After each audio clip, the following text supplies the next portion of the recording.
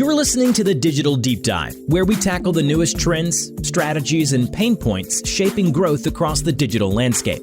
From Amazon and D2C to international expansion, join our host and e-commerce leaders across multiple industries for in-depth discussions on how to maximize your brands in the digital arena. Now, here's your host, Aaron Conant. Well, hello, everybody, and welcome back to the Digital Deep Dive podcast. I'm your host, Aaron Conant, and today we're going to talk about commerce everywhere. I don't think anybody, doesn't realize at this point in time the importance in the blending of offline and online, but also how it blends into media as well. And how do we look at media and paid media across the board? And so just had a lot of great conversations recently with Tamara Alesi over at Mediaplus. Tam, thanks for jumping on today. I'll kind of kick it over to you, a brief intro on yourself and Mediaplus, and then we'll jump into the conversation. Sound good? Perfect. Hi, everybody. I'm Tamara Alesi. Nice to meet you all. I'm CEO of Mediaplus. In the U.S., we're a boutique agency, but funny enough, globally, we're the largest independent. And I often joke we're the boutique with the backbone of a giant, because my giant is 5,500 people strong across 18 countries, and just has an amazing independence and group of very smart people who help drive brand growth. So that's where I'm at and here I am. Yeah. So really quick, before we jump into this commerce everywhere, I would say then media everywhere as well. So interesting that it's completely independent at this point in time and being that big, because that everybody over the past couple of years seems to have been gobbled up, right, by the big, holding companies that are out there. It's pretty cool. It's just still independent. Yeah, our owners, the Haller family, and Florian Haller, who's he's our top commander. Amazing people. Like I spend a lot of time in Germany where our headquarters are. I spend a lot of time with the teams from around the world, and it doesn't surprise me that I gravitated to Mediaplus and to Service Plan Group, because Florian he's uber creative. He has a perspective that we're not here to just be bulk buyers, but we're here to really help brands grow. So all of his initiatives are focused on how are we the best partner? How do we help brands grow? How do we help them manage commerce everywhere? How do we think about not just the changing media landscape, because Mediaplus is part of our group, but we also have Service Plan, which is our creative arm. We have Planet, which is our end-to-end digital group. And so it's really a holistic system where we can support our partners across the board. And globally, we see that work come to life with the likes of BMW, with Siemens, with DeLonghi, with all these amazing brands. But I love the independence, because, at the end of the day, Aaron, we're not accountable to a board that's worried about their cut of the profit. We're accountable to ourselves as owners of the business, and it's quite different. Yeah, it is. I mean, it's just I'm rooting for you to stay independent. Just from the standpoint, I've seen it, as these agencies, and they're fantastic, and they get acquired. After an earnout happens, and after that original founder and the founder passion leaves, a lot of agencies lose that edge. And that's where I think there's a lot of brands right now that I'm talking with are kind of frustrated with where they're at, currently at with their agency. And it's not, it's just a natural thing that happens is the founder, the person who put in the 80 hours a week for, 8 to 10 years, they had the earnout and now they're taking a break. And that passion is no longer there. And you're right. It's a focus on, sometimes they become publicly traded, part of those companies, and it's earnings calls and profit margins rather than, hey, how can I help brands grow? So anyways, as you're saying that, it was just hitting me because it's something that a lot of brands are going through right now is, hey, what's going on with my agency? And they used to be amazing and now they're just really good, but I want amazing again. And I think that I just, to cap that off, I think that's about passion. If my mission, and I talk about it quite openly, is I want to be the partner that everybody loves to work with. And that's my talent. that's our client brands, that's our publishing community, because that's ultimately like the trifecta that makes our whole world go round. And without it, you can't deliver great work. And you're so right. By the way, I've worked for almost every one of those holding companies, and I've had great experiences and I've learned so much. But all I hear, even from friends within those walls, they're like, the passion is deflated. And, I want, when everybody's like working with us and we're collaborating, like all I want is passion. I just want like the passion that drives the result. And that's what we're pushing for at Mediaplus and what I hope we deliver every day for our partners. Yeah. I mean, I'm sure you are. I mean, you can, just our conversations, I can feel the passion, which is exactly, you're right. That's what brands are looking for. They're excited. It's their brand. They want to grow and they want partners who are going to be on board and be excited, not just be another cog in the giant machine that's, helping contribute to overall media spend and therefore profits. So, anyways, that's a fun side note. So now, what I like to bring it up is around the commerce everywhere conundrum, right? As we rapidly went, and I'll say really over the past 5 years, and I know e-com started a long time, everybody's been buying online, but everybody knows that with COVID, it really pushed a larger portion of the demographic into purchasing, into different purchasing behaviors and being more comfortable doing more things online, even things that we thought, not necessarily people would really, really want to jump into in an older demographic of healthcare or finances.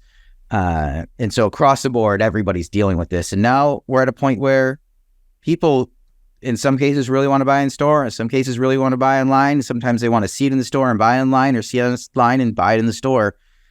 Like, I'd love to just kind of walk down this path of how you view it as a whole, this commerce everywhere.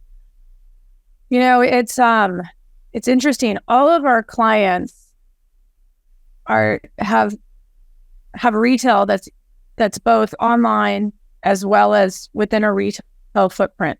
One of our, I think the reality is that consumers today, they want two things. They often want easy, like remember the Staples button? Did I just age us? They want easy and they want now. And so I think the responsibility of anybody who's selling to check those two boxes. And the reality is, and we talk about this with our partners all the time, you're always going to make the biggest margins on your own e-commerce, in your own storefront. You're always going to make the biggest margin. However, consumers intuitively, like, they have a Amazon Prime membership, so they shop for so much shit on Amazon Prime. And so, you need to be there, because if you want to grow your market share, you need to capture the intent that is there. However, there's some people, not like me, I buy all my groceries online, even now that I live in Connecticut. But there's some people who love going into their Trader Joe's, or they love going into their Kroger's, or they love going into their Stu Leonard's, wherever it is. And they just want to literally pick every one of those products off the shelf. So I think that brands that are going to be successful in today's marketplace, they have to think through the lens of commerce everywhere. And how am I adapting my strategy to not just be there so a consumer can see me, because there's a lot of noise, but ultimately, how do I trigger a transaction? And, even yesterday, I don't know if you TikTok, Aaron. No, I've addicted a personality. And I had it briefly, and I always have it briefly. And then I realized it just sucked away an hour of my time. So I have to remove it. As the CEO of a media agency, I find it's my responsibility that I have to participate in every commerce channel, in every media channel. So I have a TikTok account. It's public, Tamara Alesi. But I'm like, I like mess around. I almost cursed on your show, but I do gardening and cooking on it. But yesterday, I got a little window that said that I can activate as a seller on TikTok. And I was like, what's this about? And I don't know if you've seen the trade recently, but TikTok is actually like in the process of blocking leak outs to Amazon. They're trying to control commerce in their environment so that you are purchasing within that walled garden. And it's smart of TikTok. They've totally accelerated their advertising platform. I mean, now if you're on there, you see an ad like right when you go into the platform, and it's not intrusive. You can swipe it up. It's fine, but they are pushing hard to keep that commerce environment there, because the reality is, like, people now don't just search on Google, and they certainly don't just search on Amazon. Like, if you're under the age of 35, like, your first search is in TikTok, whether you're looking for a restaurant, whether you're looking for advice, whether you're looking for that shirt you want to buy. TikTok has turned, it's a search engine. It's not a social platform. And so I think it's interesting that brands really need to think hard about, what is my commerce everywhere strategy? Where should I prioritize first? Like, where am I getting the biggest share of commerce? And literally have a waterfall effect. It has to be your own .com. It likely includes Amazon, even if it's just a few products to like capture intent. And then, what are the other channels that I'm choosing to be in? For DeLonghi, it's a client of ours. We're, in Williams Sonoma, we're in Crate Barrel, we're in Best Buy, we're like Costco, we're everywhere. But an Amazon strategy for them is significant because it's important to us. It's important to our customers. And sometimes we sacrifice our own .com inventory to make sure that we're fulfilling what we need to in all of those places. Well, I mean, you have to. I mean, what I hear right now from a lot of brands, so a couple thoughts. So one thing I hear from a brands are the need to simplify. So over the course of the past few years, they've realized they need help in all these different areas. There's not enough talent, or they can't afford enough talent because everybody's salaries went through the roof, and they need a place for content. They need a place for offsite. They need a site for paid agency. We'll say for paid search and social, an Amazon agency. Like, it's just, there's so many that they're like, okay, wait, I'm spending 15 hours a week talking to agencies. Like, how can I trim this down to like 2 or maybe 1? Maybe you can, maybe you can't, but that kind of what you're talking about is you have to look at that holistic strategy and where's the money going. And sometimes they do conflict, right? Are you driving to Amazon, or are you driving to your direct to consumer site?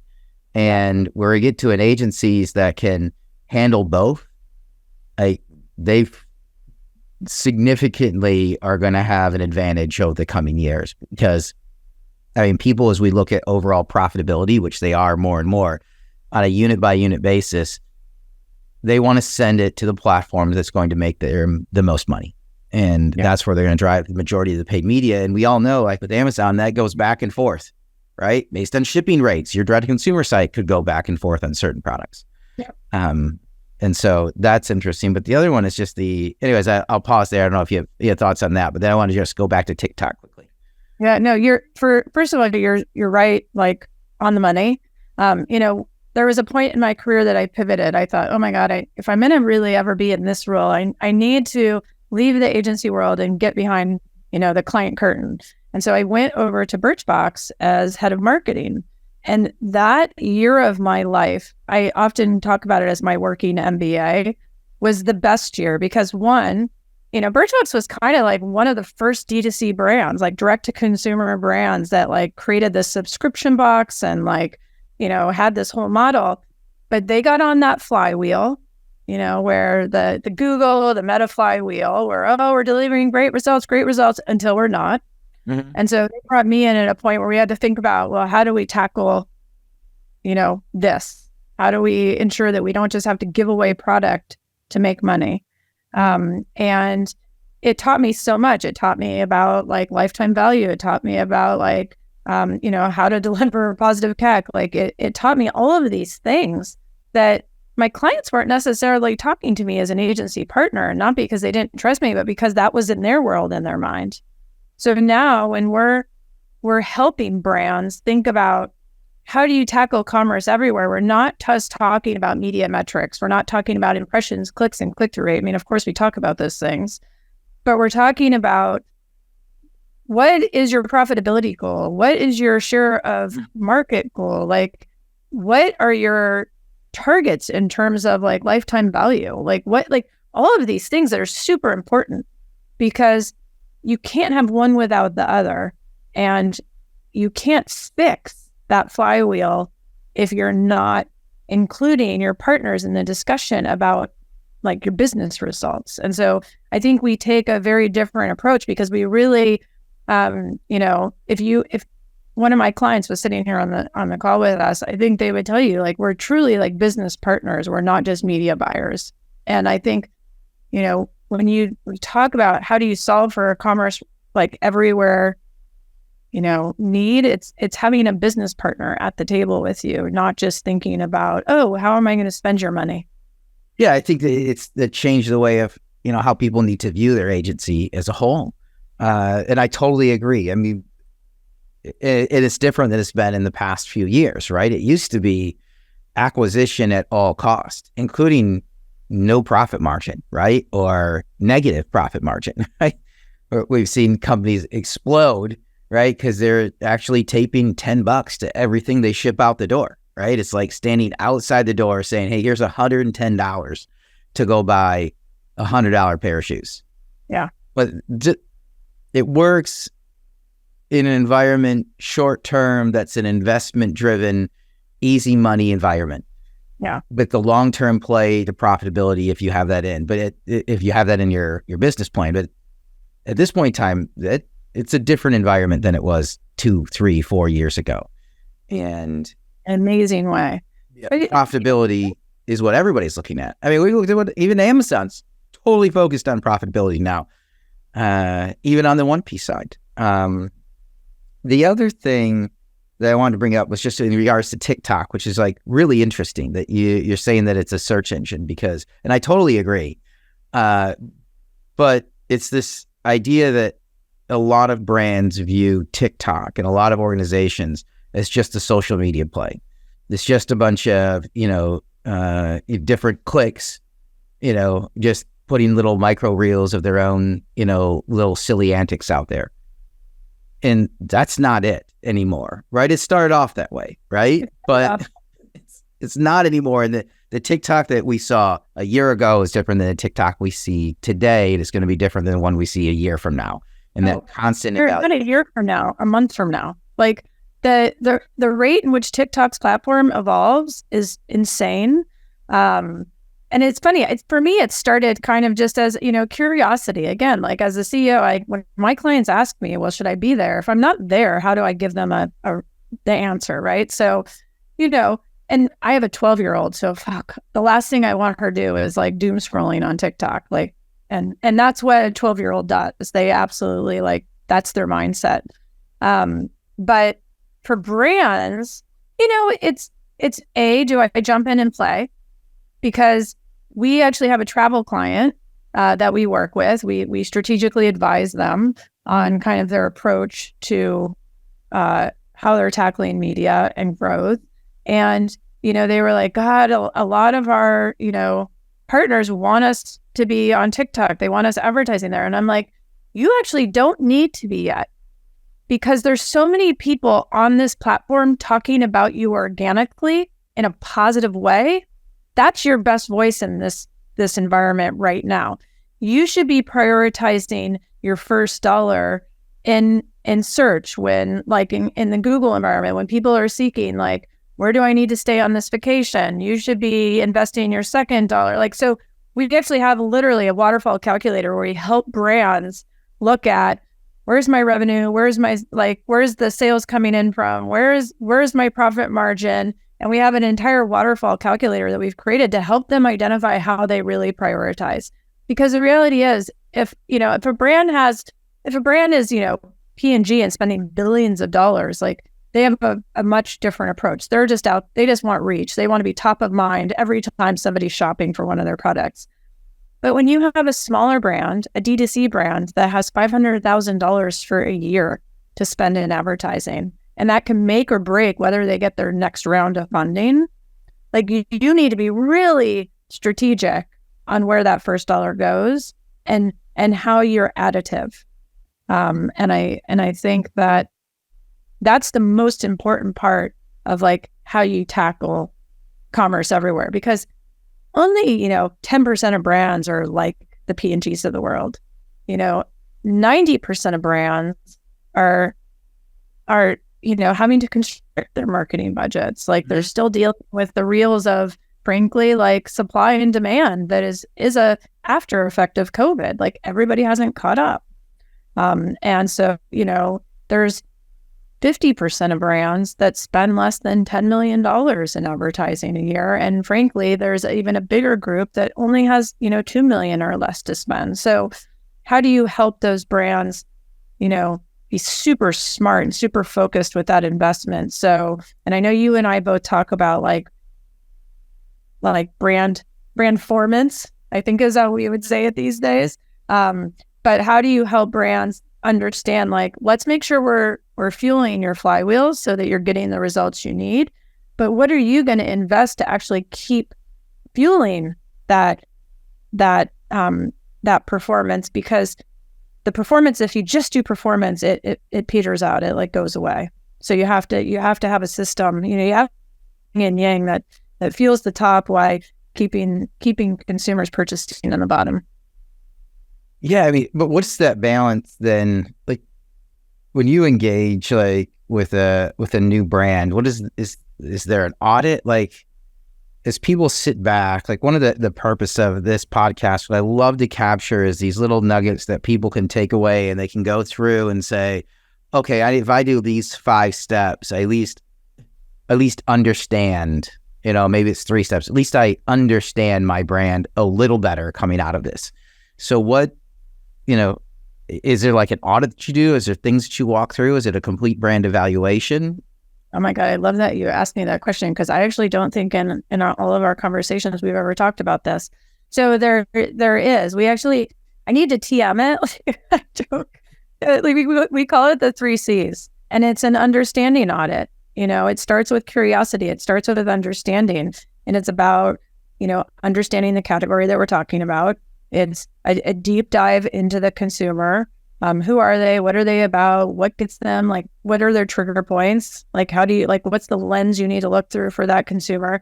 And then consumption, like where is, what's the media of choice, so to speak, that actually speaks to them? Like, how do you capture, that consumption? How do you capture that consideration? And that audit is everything. That's often how we win a pitch without a pitch, because we're willing to make the commitment. I don't think you can work for a brand until you've fully done an amazing amount of understanding about who they are, like the marketplace they're competing in, the consumer that they have, and why they're different. And we often, through that discovery, help brands realize, like, oh, I didn't even think that was part of who I should be speaking to. Like they don't realize, because they don't have the tools that we have to help them find that out. So we absolutely, the 3 C's, it's our understanding process. And it's important. How many times do their brains like break open? Right? Because there's this different, like, I mean, and this is nothing against, the digital marketer, or the brand manager of today, because they're asked to do so much more than they were ever trained for. Than they were ever expected 5 years ago. And now they have these huge budgets. There's new platforms all the time. All the current platforms they're on, like we talked about, they're always changing, right? There's new tech partners, there's new tools, there's new strategic partners, like everything's swirling around them. I can see at a point where like they're just so exhausted. Like, I just need to keep running the race. It's like the marathon, right? Just keep the head down. I just got to finish. But it's not 26.2 miles. It's like 26.2 thousand miles. So they're never going to get there. So it's just in this constant heads down plodding mode where I guess how often is it you step in and they're like, well, I never thought of that, right? Is it, 1 time out of 10? Is it 10 times out of 10? It happens a lot. And I'd like to believe I'm like, I want to be the agency everybody loves to work with. Like, those are the surprises and the delights that we provide all the time. Like, That's, I think, why we have a seat at the table with our partners, because they're like, holy fuck, like we wouldn't have figured that out by ourselves. And, we work with a brand called American Specialty Health, and their CMO, Lori Lentz, she's awesome. And she got introduced to me because I used to handle the HP business at some point in my journey. And she was an old HPer, and a friend connected us. And, Lori is like, the team helped us see the business through a different lens. Like they were so kind of stuck in their own world, and they unintentionally had their own blinders on, that like we just helped them think a little bit different about how to like, what was their true competitive base? Like who do they really need to think about as competitors? Like who is their true consumer? Especially like their whole product is about incentivizing health and helping people get back to the gym. And coming out of COVID, God, think about how disruptive that whole marketplace was. And then, what are the behaviors that are triggers for them to actually see a result? So we often, there's kind of three things we think about when we're managing this constant change. And it's like, let's think less about reach and think about relevance. That audit you asked me about, like, how do we kind of put our hands around and get a deep understanding of, the category, the consumer and consumption, so that it's the foundation for how we plan. That foundation changes all the time, but what's that foundation? When I see agencies talking about, oh, we're predictive, it's like, enough already. You need to move from predictive to adaptive. And that's because plans change, and we need to plan for that. So it's not about being predictive, because God, like, who predicted on March 20th of, 2021 that we were all going to be sent home and we weren't going to leave our homes for a fucking month? Like, who would have predicted that? Nobody would have predicted that. So we need to be adaptive, and we need to, I think, like, build learning engines that like have adaptability front and center, so that like when it comes to business outcomes, we're not just winning in the short term, but we're winning in the long term. And that's super important for all those D2C brands we're always talking about. And then thinking less about channels, like, do I need to be in TV? Do I need to be in print? Do I need to be in radio? Do I need to be in search, social, whatever it is? And actually thinking about consumer behaviors. So how do I capture intent while people watch? Whether they're watching on their big screen at home, whether they're watching YouTube on their computer, or whether they're watching on TikTok. Like, how do I capture intent while they watch, why they listen, why they read? And thinking about it that way, behaviors are consistent, but the channels in which consumers consume, they change all the time. So if you plan for behaviors, you're more likely to capture more of that intent and drive better results. So, that's kind of a focus that we take, because it is uber important, because tackling commerce everywhere, it's a hard chore. And I'd like to think we need to have value so that we have that seat at the table with our partners. Well, yeah, I mean, when you think about commerce everywhere, then people think media everywhere. And yes, and maybe no, right? Yeah. But at the end of the day, brands really need to be able to justify if they didn't hit a number, and like, well, why weren't you on TikTok? Or why didn't you do print? Or why didn't you do streaming TV? They have to have that strong plan and that strong story behind, like, hey, here's the reality. And what's tough for a brand, just a brand and a brand manager or a marketer, e-commerce team, whoever it might be, is, they're just so busy in the day-to-day to pop your head up and do the strategic planning, and then to not have anybody else to rely on is really tough. But again, it's kind of like where you're saying, it's like the agencies that are going to win are the ones that are going to evolve to these new needs that brands have. And it's not just buying media.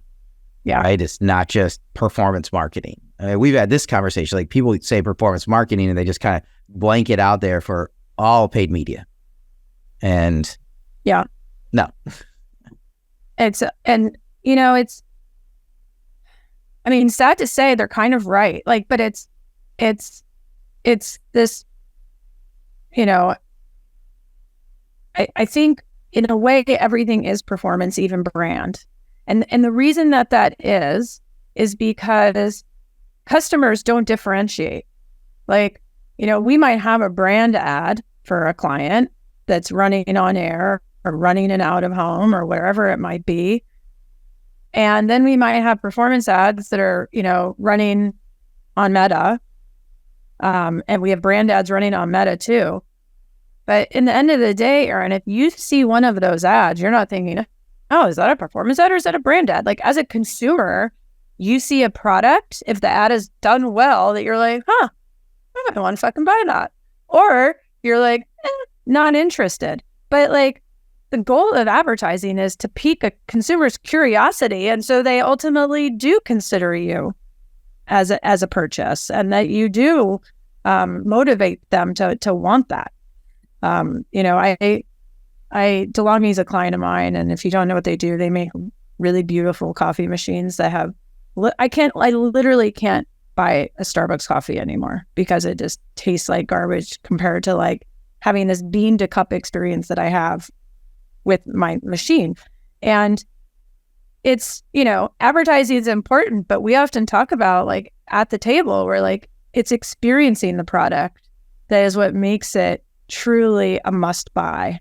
And I have one in my home, and my friends come over. I told you mine just died after 20,000 cups. We're going to send you a machine. 20,000 cups. It was a fully automatic. You just hit the button, it grinds it. Yes, go.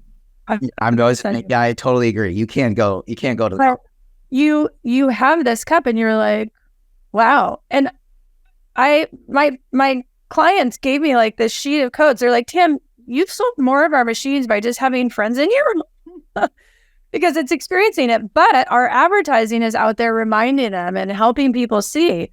And, you know, we actually, they launched a coffee machine in a very cluttered marketplace back in March. It's called True Brew. And the innovation was bean to cup for just a cup of coffee. And first of all, besides the quality of the coffee being the best thing you've ever had, it's super easy. And we couldn't keep that product on the shelf because people are seeing this. And then the reviews out there about why this is such an amazing machine. And, you know, it's a system, and the PR, it all works together. And the influencers, super important. Like, people who are out there and like, yes, I love this, and I'm going to talk about it all the time. So, you know, when I guess all of these things we've talked about are so important, but brands really need to think about, you know, how is paid media part of my overall system? Like, why we were so successful in the launch of that product. I mean, to a point where we couldn't keep the product on the shelf, and we couldn't keep our orders with our customer doors, like Williams-Sonoma and Crate & Barrel. We couldn't keep them fulfilled. So we were like literally taking our own commerce and filling those orders because it's that important to them. And it's like why I love, you know, DeLonghi as a partner is because they're willing to think that way. They're like, it's not just about paid media. It's about, you know, the influence we have in the market. It's about the PR strategy we have. It's about our customer relations with our retail doors, whether it be a Williams-Sonoma, a Crate & Barrel, et cetera, inclusive of Amazon, super important to them. But it's that 360 view of an entire like marketing outreach system that makes it so much stronger and allows you to deliver on commerce everywhere in a really successful way. Yeah. Awesome. You're watching my passion just like. Yeah, no, I love it. I mean, because I love what I do, and I love, you know, bringing people on who absolutely love what they do. I spend my days just helping brands with digital strategy and, you know, helping them with partner selection. And it's like a hobby at this point in time. It's not even a job. And then, you know, in a lot of evenings, we'll do 100 dinners this year. I'm moderating in-person events with the smartest digital people around. It's pretty cool. You know, and so I'm passionate about it. I love, you know, bringing people on that are just as passionate about what they do.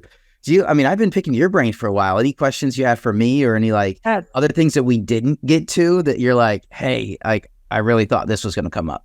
No, I think why I've enjoyed our conversation so much is because I think you are really rooted, not just in the agency landscape, but you're really rooted in the brand landscape. Like you have, brands coming to you to help them kind of solve like what's next. I mean, I'm curious from your perspective, like what are the three most important kind of trends you're hearing from these brand marketers about like their needs? Because people like me, like that's important as we think about how we help them.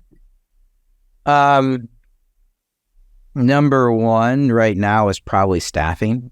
There's kind of this middle layer that got stripped out. Part of me thinks that that's a readjustment of inflated salaries, or what these organizations thought were inflated salaries over the pandemic. I think those people will be hired back. So number one is just, hey, they don't have enough people.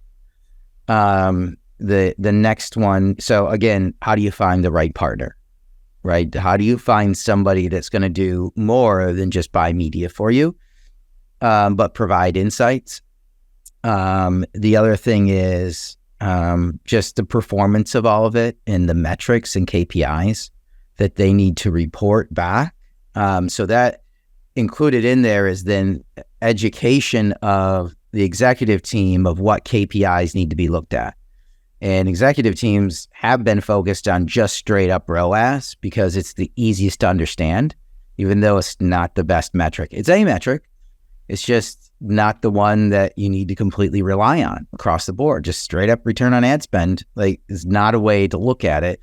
It's an oversimplistic way to look at it. So what are the KPIs and what are the newest KPIs and metrics? And then how do I communicate those to an executive team that doesn't necessarily understand what's going on? What are the individual issues people are trying to solve for? Well, as the customer acquisition costs go up, lifetime value of customers is huge. So how do we make sure that we increase conversion once we've driven them to the landing page? And that's everything from the checkout experience to the shipping experience to subscriptions. I mean, I don't know how many questions I have on subscriptions right now. You jump into that includes the loyalty side, reward side, like customer retention. That's what you want. You got them there. How do you get them to convert? And then how do you get them to convert again? So then you get into these upsell engines, and it's just, the problem is there's few people out there that understand all those pieces, and you can have a leader who can help splice it all out. Most times you have a digital marketer that's being asked to do the operations side, right? Or a digital operations person that's being asked to do the marketing side. And the teams aren't growing. They're just not. And I understand why, but I don't understand why. I understand, things start to slow down a little bit. They're hedging their bets. They want to, trim out to make sure they hit their EBITDA, especially if they've been acquired by PE. They got to turn in a year or two. What's the EBITDA you're trying to hit and profitability? But I also it's impeding long-term growth. It just is. And a lot of it is driven just by naivety at the executive team level, not understanding the complexities of everything that's going on. So it's just so different, because you asked me that question 3 years ago. I'm like, it's Amazon, right? It's profitability on Amazon.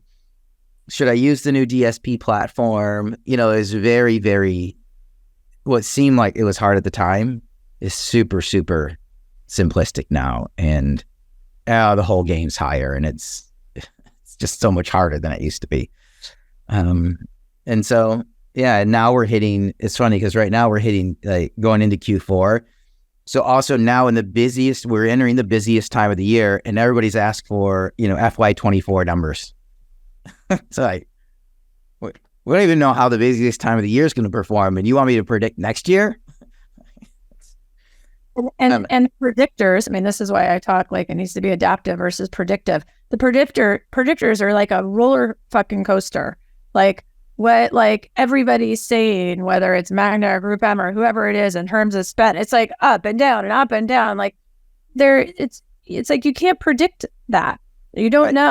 And I do agree with you, but that's why flexibility at the cornerstone of thinking about how you think about your brand. And I understand, like, especially if you have investors you have to be accountable to, like, they're going to want to know, well, what's our plans look like?